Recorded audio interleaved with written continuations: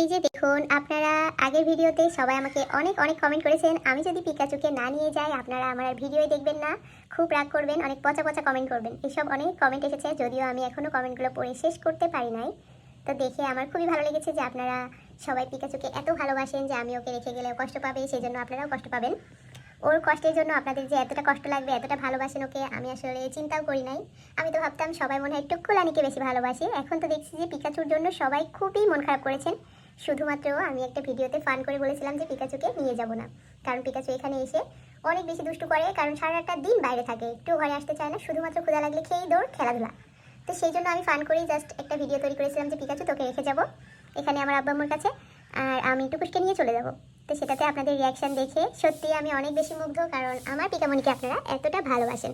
আমার পিকামণি অনেক লক্ষ্মী, অন্যান্য দিন বাইরে থাকলেও আজকে দেখুন ঠিক মতো টাইম মতো ঘরে চলে এসেছে। আমরা কাল